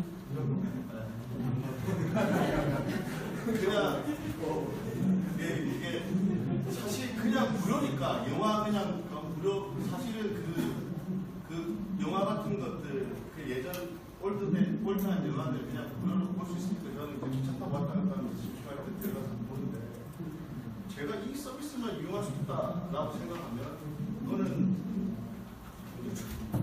그래서 이제 그 생각을 그러니까 지금 당장의 생각 그래서 문제가 되는 이게 그래서 궁극적으로 문제가 되는 게 컨텐츠와 서비스의 퀄리티만 봤을 때는 훨씬 더 좋은 서비스들과 이런 것들이 서로 자유롭게 경쟁을 해가지고 더 좋은 서비스에 이용자들이 몰리게 만들어야 되는데 이게 그냥 그런 메커니즘을 망가뜨려 버리는 거죠.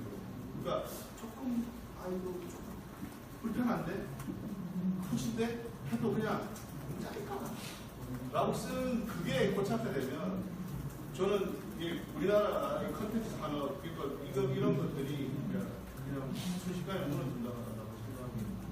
장기적으로. 플로어 있는 분들께 의견을 교환하도록 그렇게 했는데 지금 본의 아니게 대결구도가 다양스럽게 네네. 그러니까 어차피 지금 토론을 이런 식으로 이건 가려고 지금 설명을 드린 거니까 반론 해주셔도 좋을 것 같아요. 네, 아까 그렇게 설명을 해주셨는데 저는 그게 결국 시장 경제라고 보거든요. 그래서 그렇게라도 경쟁을 해 나가면서 추가로 이제 다른 충분히 그 경쟁력 있는 컨텐츠적으로 경쟁력 있는 서비스가 가격을 낮추는 것이 곧 시장 경쟁력으로 이어진다고 생각합니다. 그래서 지금 조금 굉장히 좋은 지적을 지금 해주신 것 같아요. 그러니까 일반 소비자 입장에서 봤을 때 당장 단기적으로 얻을 수 있는 이익 측면에서 본다면 저는 구별해 볼 필요가 있는 게 동영상 서비스도 구독료가 있고 동영상 서비스를 데이터를 이용해서 소비했을 때 발생한 데이터 요금이 있을 수 있어요. 두 가지가 있을 수 있는데 지금 두 가지를 약간 혼재해서 말씀드리고 이거는 좀 논의를 좀 더 자세하게 하기 위해서 말씀을 드리는 건데 지금 경쟁을 이거 제가 그냥 중간자들 입장에서 설명을 좀 해드리고 나머지 플로어에 의견을 여쭤보겠습니다. 반대 의견 가지고 더 많으신 것 같은데 그래서 데이터 요금의 경쟁을 촉발시키는 것인지 그러니까 인하에 대한 촉발시키는 것인지 아니면 구독료 예를 들면 동영상을 이용할 때 월 구독료도 말씀하셨나요? 그러니까 월 구독료에 대한 경쟁이 촉발돼서 두 가지 측면이 다 있다고 보여요. 그러니까 LG U+ 같은 경우에는 데이터 요금을 아예 안 받는 건 아니고 좀 할인해 주거나 아예 안 받는 것도 있는 것 같아요. 지금 말씀드렸거든요. 그러니까 데이터 요금, 제로레이팅 요금제 때문에 데이터 요금이 인하될 수 있는지 여부랑 제로레이팅 서비스로 인해서 그런 구독료, 컨텐츠 이용에 들어가는 비용이 경쟁을 통해서 낮아질 수 있는지 그건 좀 구분해서 봐야 될 필요가 있는데 만약 지금 데이터 요금도 그러면 인하가 될 수 있다는 이 제로레이팅, 저희는 지금 제로레이팅 문제 때문에 데이터 요금과 관련된 부분이잖아요. 뭐 서브스크립션 비용 분명히 포함될 수 있을 텐데 그러니까 제가 봤을 때는 데이터 요금에 대한 경쟁도 활성화시킬 수 있는 거라고 보시는지 아니면 구독료에 대한 두 가지 모두. 이 반대 의견을 가지고 계신 분 먼저 하시고. 기업이래요. 적이라거나 그러니까 여기에 반대하는 의견은 아니에요. 근데 일단은 환경 자체가 공정 경쟁을 할 수가 경쟁 체제가 당연히 지금 마이크를 드리겠습니다.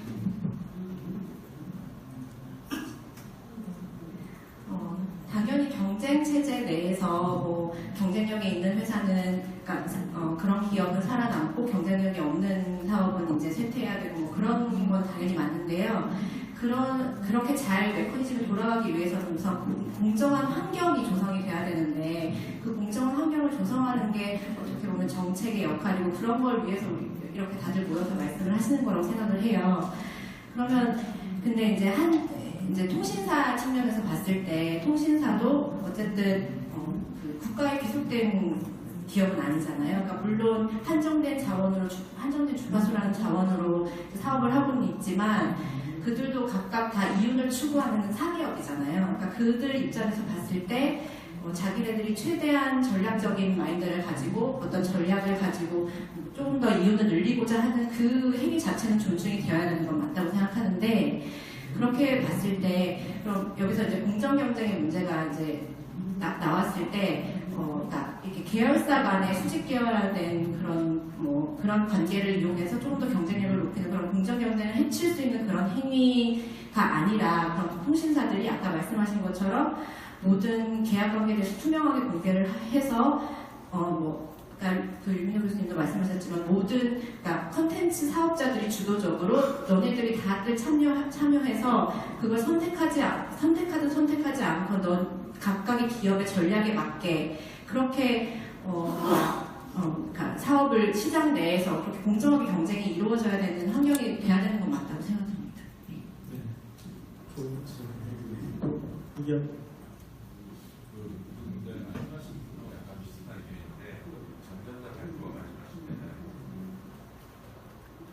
제로 레이팅을 통해서 소비자 후생 같은 게 발생하고 그러면 좋은 거 아니냐고 얘기하셨지만 사실 이 제로 레이팅의 문제는 지금 통신 3사가 국가에서 인정한 기관 통신 사업자로서 경쟁이 지금 이루어지지 않는 그 시장이거든요.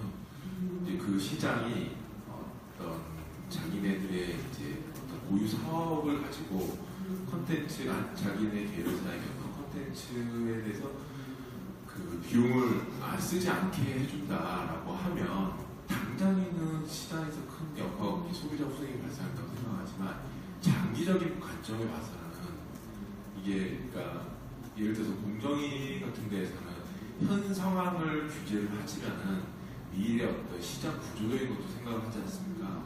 그렇게 따지면은 분명히 이 부분이 시장 자체가 조금 그렇게 굉장히 심한 불공정한 게 아니라고 판단이 된다고 하더라도 일정 시간이 지나게 돼서 그 시장이 완전히 고착화가 된다면 그러면 이거 제가 보기엔 그 시장 자체 되게 경쟁성이 없게 돼버리는 게 아닌가. 일시에는 소비자들한테 좀 이득이 될 수 있지만 네, 저는 그렇게 생각합니다. 단기적 관점과 장기적 관점에서 봤을 때 단기적으로는 이용자들의 희생이 바로 발생하는 건 맞고 그런 측면에서 지금 옹호하시는 분도 계신 것 같은데 장기적인 시장 경쟁 아까 말씀드렸고 장기적인 성장 희생에서 봤을 때 선택지가 좀 줄어드는 그 특정 사업자가 살아나면서 줄어드는 그런 결과가 필요할 수 있다는 점을 해주신 것 같고 박시환 변호사님이 발표하신 내용 중에 다음 카카오톡을 실제 당시 K2와 협력하고 저는 카카오에서 일을 했고요. 지금 카카오에 있지 않아서 사실 이런 얘기를 하는 게 편하게 해주시면 돼요. 예, 편하게 그냥 한쪽으로 빼주시면 될 것 같은데요. 그때 협력을 하면서도 고민이 많았습니다. 미래부에서 행정 지도 받았다고 얘기했는데 실제 미래부는 이게 망중립성 위반이냐 아니냐에 사실 정확한 스탠스를 잡지를 못하고 있었고요. 그거는 지금도 마찬가지라고 생각합니다. 이용자 후생이 있는 부분들도 분명히 있고요. 3,900원의 지금 2기가, 3기가 저는 다음 플랫폼에 대한 굉장히 효용이 높았고 집중도가 높았기 때문에 당시 직원이었고 그래서 그거를 열심히 쓰고 있어서 물론 거기서 제 만족도는 굉장히 높았었던 것 같고요. 조금 제가 이 제로 레이팅을 처음 들은 게 2013년도에 터키 IGF 행사에서였습니다. 그때 처음 제로 레이팅이 나왔었는데 처음 그 단어를 듣고 설명을 들었을 때 제로 레이팅 이즈 마케팅이다.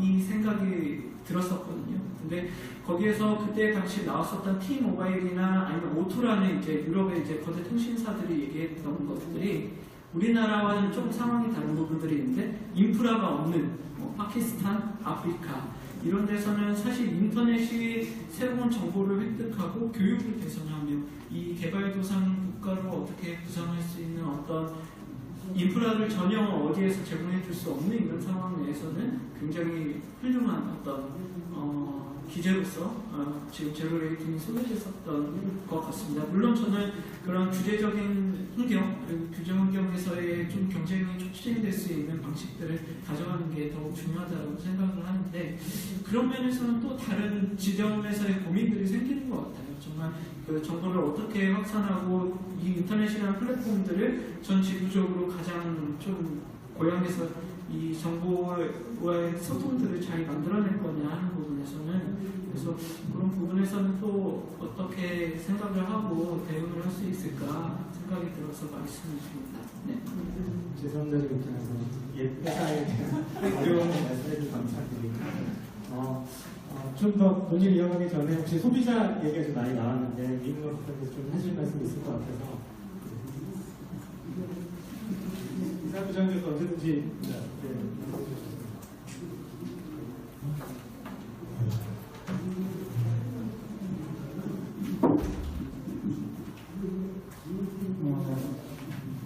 EU 아까 나온 자료에 보니까 굉장히 서비스가 우리나라로 그래도 이제 많은 서비스들이 되고 있는데, 특정 나라 같은 경우는 어떤 제로 레이팅 자체가 특정 그 영역들이 전체가 그 나라에서 다 제로 레이팅화 돼가는 어떤 그런 사례들도 좀 있더라고요. 예를 들면 그 나라의 그 응원 서비스 같은 경우는 모든 회사들이 제로 레이팅을 한다든지, 그런 것은 조금 또 좀 다른 측면으로도 볼 수 있지 않나 그런 생각을 했었습니다. 과연 이 문제를 어떻게 바라봐야 될지로 봤을 때, 우리 교수님 말씀하셨듯이 망중성 측면으로 보게 되면 굉장히 좀 엄격하게 접근해야 되는 것이 사실은 맞다고 생각합니다. 이 세션의 이제 주제가 과연 이게 통신비 인하에 어떤 영향을 미치고 답이 될 수 있는가라는 어떤 그런 측면으로 접근했을 때, 크게는 두 가지로 접근이 가능한 것 같습니다. 1차적으로는 이용자 집단 간에가 좀 비교를 해봤을 때, 분명히 이 서비스를 가지고 혜택을 보는, 비용적으로 통신비 인하에 혜택을 보는 소비자 집단이 있을 거고, 그렇지 못한 집단이 있을 건데, 물론 이제 서비스마다 이제 좀 판단을 해야겠지만, 단기적으로 봤을 때 특정 서비스를, 이 제로레이팅 서비스를 이용해서 장기적으로 통신비 인하의 어떤 효과를 보는 소비자들의 누리는 어떤 그런 후생들이 다른 평균적인, 사실 이제 우리가 여기서 통신비 인하에 답이 될 수 있는가라는 어떤 그런 전제는 일반적인 평균적인 소비자로 봤을 때라고 생각이 되거든요. 그래서 전체 평균적인 소비자, 그 제로레이팅 서비스를 일부 소비자들이 혜택을 봄으로 인해서 전체 평균적인 어떤 소비자들, 일반적인 소비자들의 통신비에 부정적인 영향을 미치는지, 그런 요소가 있는 것인지 라는 관점으로 일차적으로 좀 보는 것도 좀 필요하다는 생각이 듭니다. 그래서 어떤 서비스들 같은 경우에는 그 자체가 단기적으로는 그 특정 소비자들이 받는 혜택으로 인해서 전반적인 평균적인 소비자들이 미치는 영향이, 부정적인 영향이 없다고 그러면은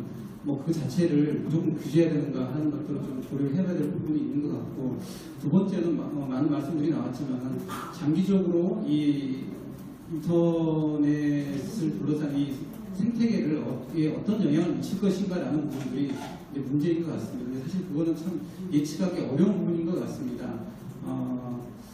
많은 분들이 걱정하셨던 것처럼 일부 서비스 집중이 될 가능성도 있고, 그게 장기적으로는 결국에는 통신비를 인하하는 게 아니라 상승시키는 어떤 그런 작용을 할 수도 있다는 생각이 듭니다. 그럼 우리나라뿐만 아니라 많은 나라 경쟁 당국에서 경제법들을 만들고 집행하는 이유가 사실은 그거거든요. 우리가 이제 그 약탈적인 가격들, 처음에는 굉장히 낮은 가격으로 들어왔다가 모든 경쟁사들을 다 시장에서 퇴출시켜버리고 자기만 살아남고, 결국에는 가격을 올리는 어떤 그런 독점적인 그 정책들을 펴는 사업자들을 진입한 사업자들의 행위를 경제법에서 규제하는 이유가 사실 그거거든요. 과연 이 시장도 그렇게 될 가능성이 있느냐, 사실 뭐 답은 있다고 생각이 됩니다. 근데 사실 좀 현재로서는 예측하기 어렵기 때문에 제로레이팅은 무조건 안 된다라는 어떤 전제로 접근하기는 좀 무리가 있지 않느냐 공공적인 성격으로도 제로레이팅을 접근할 수도 있다고 생각이 되거든요. 그래서 저걸 어떤 형태로 할지는 서비스의 특성들을 분류들을 조금 더 세분화하고 그것들이 갖는 어떤 그 이용자 후생과 그다음에 장기적인 어떤 그 시장의 구조에 미친 영향들을 같이 보면서 좀 살펴봐야 될 필요성이 있다고 생각이 듭니다. 감사합니다. 소비자들 정리가 넓게 장기적 관점을 좀 살펴볼 필요성 말씀 주셨는데요. 그래서 지금 이제 거의 시간이 다 돼가서 뭐 좀 플로 의견도 좀 들으면서 진행했는데 해외 규제는 어떤지에 대해서 간단히 설명을 하고 앞으로 이제 우리 규제 방향이 어떻게 해야 될지에 대해서 간단하게 한 번씩 의견을 여쭈면서 끝내고 마지막에 질문이 더 있으시면 질문 받고 마무리하면 될 것 같은데요. 그래서 아까 간단하게 설명을 드렸는데 해외 주로 이제 EU 쪽에서 얘기가 더 강하게 보호된다는 얘기 많이 나와서 EU 같은 경우에는 작년에 이제 가이드라인, 그러니까 통신기술 전문기관에서 가이드라인이 나왔는데 모든 제로 레이팅을 다 케이스 바이 케이스 보겠다는 게 아니라 이거는 이분호 박사님께서 작성하신 보고서 문제라고 했을 때 5기가를 다 쓴 다음에 그러면 완전히 차단이 돼야 되는 거잖아요. 그러니까 더 이상 쓸 수 없는 조건이라고 한다면 근데 5기가를 다 썼는데도 특정 제로 레이팅 서비스는 쓸 수 있다 라고 하는 거는 물리적 차별로 재밌는 거는 네덜란드가 가장 망중유선 규제를 강하게 하는 나라, 그러니까 EU 가이드라인을 훨씬 더 강하게 하는 나라인데 아까 여기 설명 안 드렸을 때 티모바일이 요금제 음악 서비스를 무료로 스트리밍 서비스를 무료로 쓸 수 있는 요금제를 출시를 했는데 네덜란드 행정당은 그거를 못하게 행정처분을 내렸어요. 거기에 대해서 티모바일 네덜란드가 행정소송을 걸어서 1심에서 승소를 했습니다. 그런 요금제는 제공할 수 있다라는 현재 법원 판단을 받고 추가 조사가 현재 이루어지고 있는 상태예요. 그래서 네덜란드 사례는 조금 더 재미있게 제로레이팅을 사전에 규제했을 때 그거는 현재 있는 규제가 어떻게 조화될 수 있는지에 대한 좋은 사례가 될 수 있을 것 같아서 앞으로 좀 관심 있게 추이를 지켜보시면 좋을 것 같고 아까 우리나라 같은 경우에는 현재 물리적 차별에 대한 가이드라인은 존재하는데 제로레이팅 제 의견 먼저 말씀드리고 의견 맞추겠습니다. 제로레이팅 관련된 논의는 아직 구체적으로 시작된 바가 없는데 규제 논의를 하기 전에 저는 오늘은 이제 주로 통신사분들이나 그쪽 이해를 반영하시는 분들은 저희가 초청을 못 드렸는데 좀 같은 한 테이블에서 제로레이팅을 놓고 뭔가 얘기를 할 수 있는 그런 자리 형태의 뭔가 협의체라든지 그런 것들이 좀 필요할 것 같아요. 그거는 지난주에 국회 토론회에서 그 정부 쪽에서 오신 분들이 좀 제안드린 바도 있는데 이런 다양한 이해 당사자들이 뭐 소비자들의 전문가들, 뭐 다양한 전문가들이 혹은 시민사회를 포함해서 좀 논의체를 만들어서 제로레이팅 관련해서 어떻게 규제를 나갈 정책 방향을 어떻게 해나갈지에 대한 논의를 같이 해보면 어떨까 하는 게 제 아이디어고 그렇게 논의가 됐으면 좋겠어요. 그러니까 조금 더 많은 정보를 가지고 논의를 할 수 있는 그런 장이 열렸으면 좋겠다는 게 생각이고 마지막으로 이제 정리하는 차원에서 향후 규제 방향이나 아니면 정책 방향에 대해서 어떻게 생각하시는지 짧게 한 1분 정도 말씀해 주시고 최종 질문 받고 오늘 마무리하겠습니다.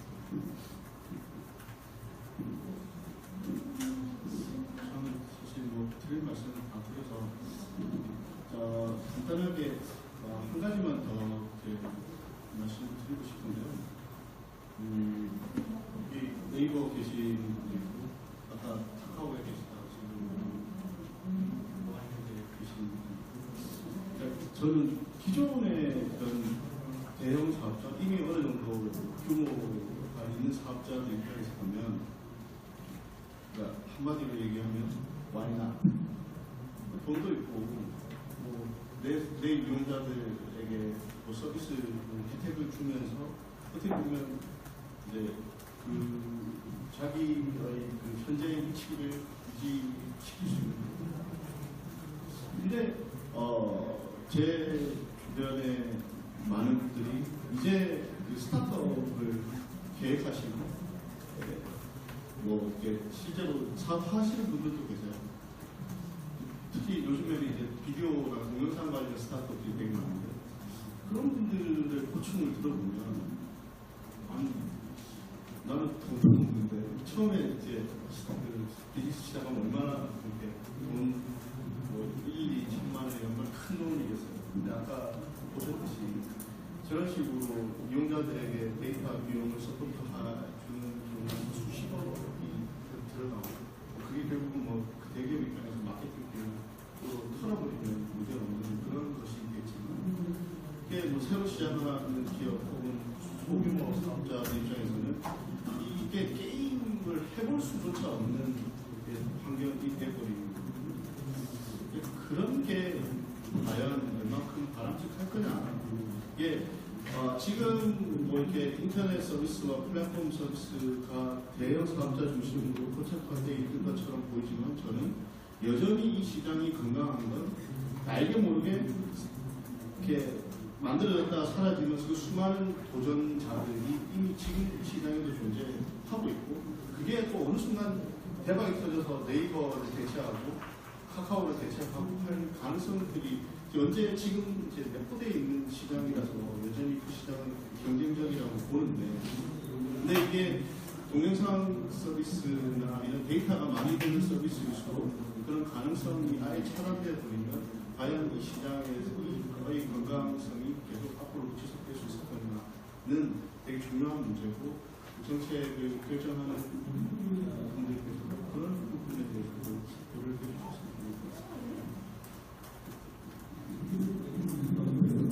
지난주에 이제 국회 세미나 때 그 방송에 계셨던 과장님이 그런 말씀을 하시던데 사실 고시를 최근에 만들었습니다. 근데 거기서 이용자 차별을 하거나 하여튼 문제가 있을 때 고시를 적용할 수 있다라고 하시는데 본인도 자신이 없다고 말씀을 하시더라고요. 그러니까 이게 어떻게 이걸 판단해야 되는지 제로레이팅 자체가 아마 그런 상황인 것 같습니다. 현재로서는 조금 물론 이제 과연 이 서비스 자체가 활성화되면 돌이키기 어렵지 않느냐 그런 측면의 반론도 물론 있겠지만은 조금 여러 가지 각도로 이 서비스가 과연 어떤 성격이고 어떻게 전개되는지는 좀 살펴봐야 되는 그런 측면이 있는 것 같고 또 다른 측면으로 좀 관심을 가져야 되는 부분이 데이터의 무공성을 어떻게 계속 확보해 나갈 것인지에 대한 그런 측면도 좀 문제가 있는 것 같습니다. 그래서 여기 망 측면에서 망중립성을 얘기는 하는데 사실 이제 일반 소비자들 또 일반 국민들의 많은 생활들이 휴대폰의 무선 인터넷을 통해서 이루어지고 있는데 그래서 공공재로서의 성격들이 굉장히 그 데이터가 소작하고 있는데 실제로 그 서비스들 국가에서 제공하는 서비스들은 아니면 생활 필수 서비스들은 이 모든 것들이 데이터를 통해서 전달되는 시대로 나가고 있는데 그 데이터를 접근해 나가는 어떤 과정 속에서는 굉장히 어떤 통신비라는 장벽들이 아직 있는 게 사실이거든요. 이거를 사업자에게 맡겨서는 그 공공성을 확보하기가 쉽지 않은 것 같습니다. 그렇다고 보면 정책적으로 뭐 표현이 맞을지는 모르겠지만 어떤 데이터의 어떤 복지 차원에서도 좀 접근해야 되는 그런 필요성이 있지 않느냐. 그런 측면에서는 제로레이팅이라는 것들을 국가가 조금 더 공공성 측면에서는 적극적으로 활용해야 될 수도 있다. 어떤 특정 영역에서는 그런 생각이 있고 그래서 앞으로 이런 논의들이 계속 있다고 보면은 우리가 이제 통신비를 많은 경우에 지금 저소득층이나 이런 부분에서 요금하려는 해주고 많은 부분들을 하고 있는데 통신비라는 관점뿐만 아니라 그 데이터라는 관점에서도 이 문제를 살펴봐야 하지 않나 하는 생각을 좀 가지고 있습니다.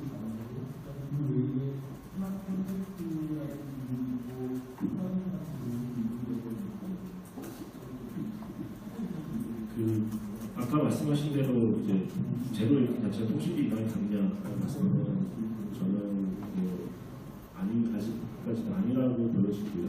오히려 어떤 통신 3사의 어떤 가정이시나 여러 가지 그 지배력의 도전이 강화되지 않을까라는 부분이 있다고 생각합니다.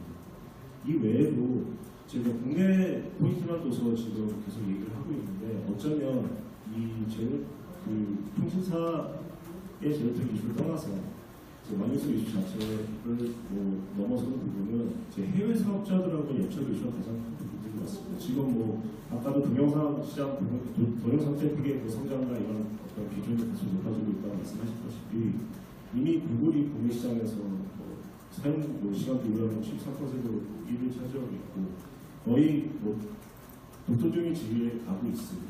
그렇기 때문에 어떤 이런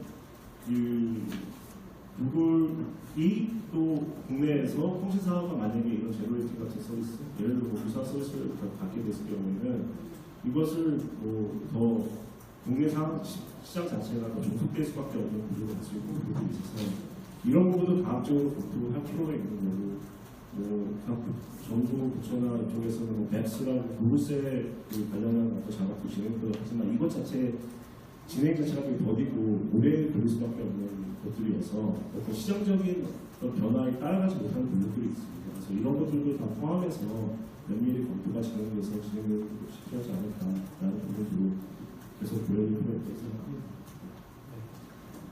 그러면 마무리하기 전에 또 질문, 지금 패널 분들께 좀 질의하시는 내용이 나누시는 분 있으시면 플로에서 의견을 좀 받고요. 네, 질문, 아까 못한 얘기가 더 있으시는 거 지금 해주시면 좋을 것 같아요.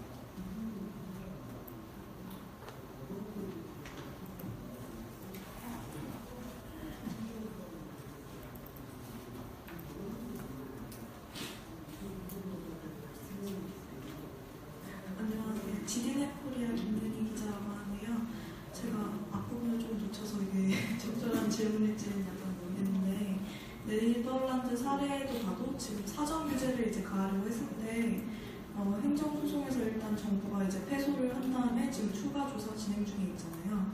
근데 이제 오늘 논의된 것을 보면은 사후 규제보다 일단 사전 규제를 위해 조금 논의를 열심히 해야 된다는 취지이셨던 것 같은데, 뭔가 사전 규제를 해야 할 만큼 뭔가 지금 사태가 뭔가 엄청 심각하게 급속히 흘러가고 있는지, 아니면 외국의 제로 레이팅 때문에 뭔가 그 문제가 발생한 사례 같은 게 뭐 심각하게 있는 건지 약간 궁금해가지고 저는 배워보려고 질문을 드렸습니다. 초반에 잠깐 설명을 드리긴 했었는데 아직 뭐 EU도 그렇고 우리나라보다 초기 단계인 것 같아요.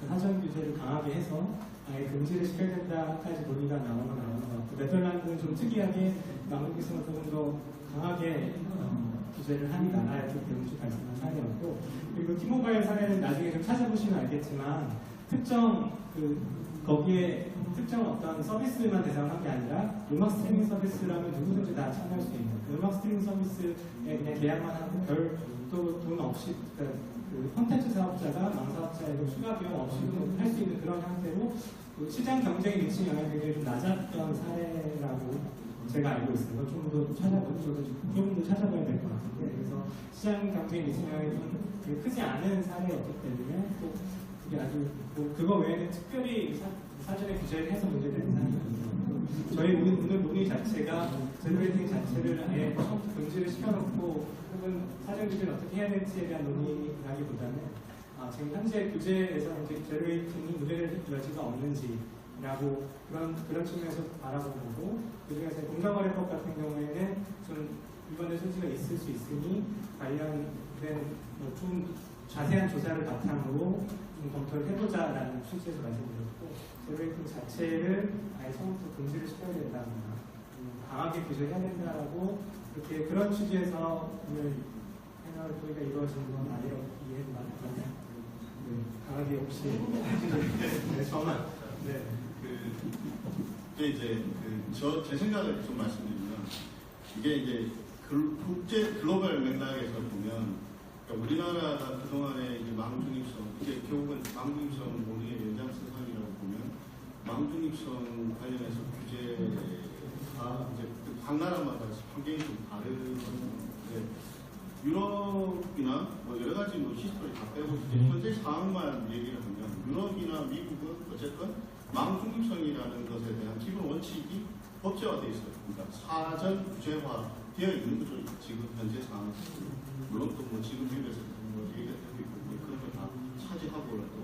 근데 우리나라는 보면 가이드라인이라는 이상한 뭐 이렇게 오중간한 형태에 돼 있고, 그다음에 뭐 도시가 개정되긴 했지만 되게 브로드한, 그거는 뭐 망중립성의 규제라고 얘기하기가 좀 애매한, 되게 너무 브로드하고 구체적이지 않은 그 정도 수준에서 있는 거라면, 그러니까 유럽이나 미국에서 규제가 있고, 그러니까 이미 다 규정돼 있고 워치를 하는 경우와 그러니까 그 경우는 사실 이제 시정당국에서 보다가 마음에 안 들면 일단 문제가 있다고 하면 언제든지 개입을 해서 조정이 가능한 상황이라고 저는 보여지고요.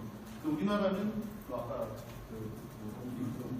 말씀하셨듯이 이게 뭐 하려고 해도 수단이 없는 상황이 아닌가라는 생각이 들어서 이게 뭐 꼭 사정 규제를 강화해야 되냐 말아야 되냐 차원에서 얘기를 뭐 하기보다는 어쨌건 최소한의 기본적인 원칙에 대해서는 그게 뭐 가이드라인이 좀 구체화될 필요는 제가 우리나라는 지금 다른 나라들과에 비교하면 그런 상황이 아닌가 하는 그런 생각입니다. 질문 있으시면 저희 3시까지는 시간이 거의 다 있는데 마지막으로 한마디 꼭 하셔야겠다라고 생각하시는 분이 이 말을 꼭 하고 가야겠다 있으실 것 같아요. 통신사 관계자분들 한 가지 제가 그냥 아까 이분호 박사님 연구 논문에도 있는데 이건 어떠세요? 그냥 마지막으로 한번 생각해볼 과제를 드리면 너무 좋을 것 같은데 예전에 정부 3.0이라는 그 앱을 선탁제에서 공부하는 부분이 있었잖아요. 그건 다 기억하시나요? 굉장히 많은 논란이 있었는데 예를 들면 정부 3.0을 이용할 때 데이터용을 받지 않는다. 앱을, 웹사이트 그건 어떻게 보세요? 그거에 대한 공공성 얘기를 하시는 게 이인도 박사님 연구 논문을 꼭 보시면 좋을 것 같은데 그런 식으로 공공성이 좀 강한 영역의 앱이나 그러니까 정부가 제공하는 앱이든지 아니면 저소득층이 좀 많이 이용해야 되는 그런 공공성을 필요한 그런 영역의 제너레이팅이 가능한 어떨까요? 그거는 괜찮을까요? 네, 끄덕거리시는 않으신데 그러니까 좀 이게 이제 논의가 좀 보도화되면 그런 식으로 영역별로 조금 다르게 생각해봐야 될 영역이 존재할 것 같고 그것도 여전히 안 된다. 정부 서비스 그것도 결국 통신사도 꼭 비틀어서 정부 서비스를 하는 거 아니야. 이런 식으로 또 저희들도 있어서 생각해볼 요즘 굉장히 많은데 그래서 좀 분야별로 좀 장기적인 연구 과제라고 저는 생각을 해요. 오늘 오신 분들은 아마 이런 협의체가 결성이 되면 아마 적극적으로 다 참여를 해주실 것 같은데 네, 저도 얼마든지 참여할 의향이 있고 통신사들이나 통신당국과 저희가 신문사회나 연구자분들 일반 시민들이 함께하는 그런 자리를 좀 더 오늘 같은 자리를 좀 더 자주 마련해서 장기적인 입장에서 좀 연구와 소위가 좀 자유롭게 이루어지는 그런 기회가 좀 주어졌으면 좋겠습니다. 오늘 마지막으로 일단 궁금해서 보는데 만약에 지금 현재 핸드폰이 안 돼 녹음을 인해서 끊겼잖아요. 그랬을 때 만약에 전쟁이 나든가 급한 일이 있을 때 그럴 때는 자동으로 그 소식이 가나요? 지금 그런 서비스는 있나요? 그래서 지금 얘기가 되고 있는 게 데이터 그런 재난 상황이나 긴급 상황에는 라디오를 이용해라 그래서 FM 기능을 탑재한 스마트폰에 데이터 없이도 쓸 수 있는 FM 기능을 좀 활성화시키라는 이게 지금 논의되고 있는 것으로 알고 있고 말씀하신 취지도 큰 맥락에서 데이터를 만약 긴급 상황에서 뭔가 이렇게 긴급인데 그건 공공 와이파이라든지 그때 공공 와이파이는 없겠군요. 그런 다른 수단이 있을 것 같은데 혹시 아직은 그런 사람이 아니고 그러면 오늘 장시간 동안 좋은 말씀도 많이 나눠주시고 끝까지 경청해 주셔서 정말 감사드립니다.